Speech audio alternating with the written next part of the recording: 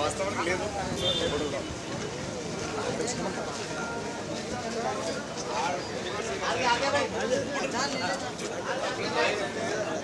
ఎవరో విఘ్నేశ్వర మహారాజుకి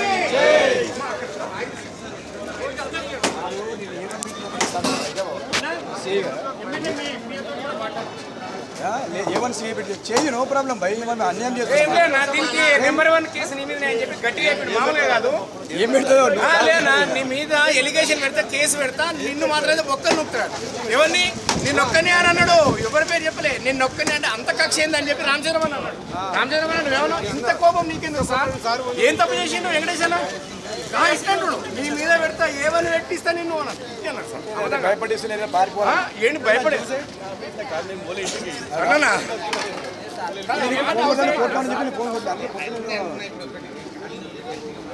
కాలేజీలో వస్తారన్నా, ఏం లేదు సమస్య లేదు. కాలేజీలో అన్న లెటర్ మీద అందరి మీద సంతకాలు పెట్టించుకుందాం కదా.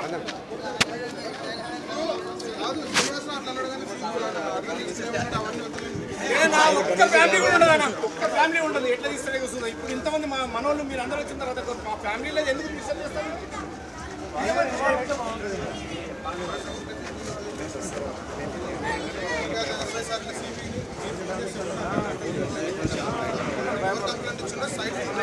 ఆడవాళ్ళు తీసుకురావాలంటే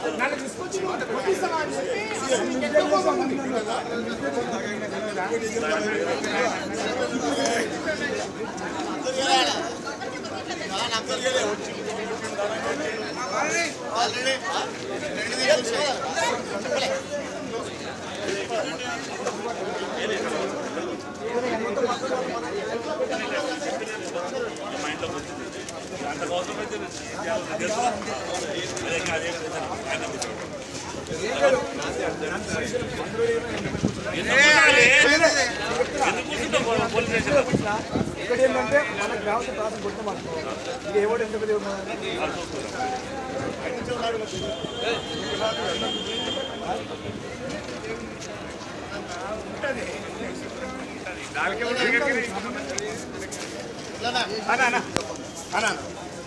డ్యూటీ అన్న